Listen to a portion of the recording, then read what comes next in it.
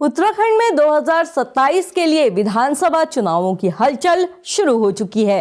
BJP ने बकायदा अपना चुनावी कैंपेन शुरू भी कर दिया है। बीजेपी के दो बड़े नेता उत्तराखंड में चुनावी सभाएं भी कर चुके हैं। वहीं दूसरी ओर 4 साल के लंबे इंतजार के बाद धामी कैबिनेट का विस्तार भी हो चुका है। धामी कैबिनेट के विस्तार के बाद अब मंत्रिमंडल में गढ़वाल से आने वाले मंत्रियों की संख्या अधिक हो गई है। ऐसे में माना जा रहा है कि चुनावी मौसम में गढ़वाल में राजनीतिक हलचल सबसे ज्यादा देखने मिलेगी। नमस्कार, मैं हूं रक्षिता, आप देख रहे हैं खबर उत्तराखंड। उत्तराखंड में 2027 में विधानसभा चुनाव होने वाले हैं। यूं तो चुनावों में तकरीबन 1 साल का वक्त बचा है, लेकिन बीजेपी ने अपनी चुनावी तैयारियों को अभी से धार देना शुरू कर दिया है।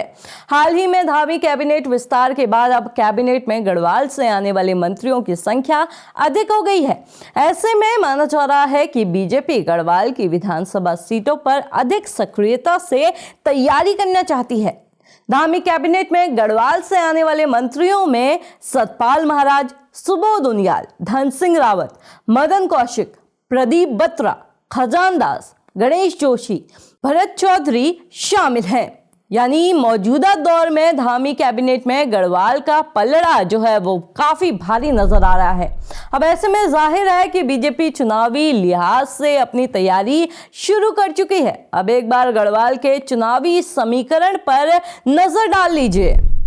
उत्तराखंड विधानसभा की कुल 70 सीटों में से तकरीबन 40 सीटें गढ़वाल मंडल से ही आती हैं।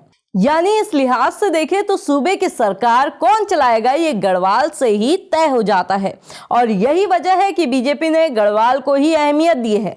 वहीं उत्तराखंड कांग्रेस के मौजूदा प्रदेश अध्यक्ष गणेश गोदियाल की सक्रियता भी गढ़वाल में ही अधिक है। ऐसे में बीजेपी ने इसकी काट के लिए भी अपने गढ़वाल के विधायकों पर दांव खेला है।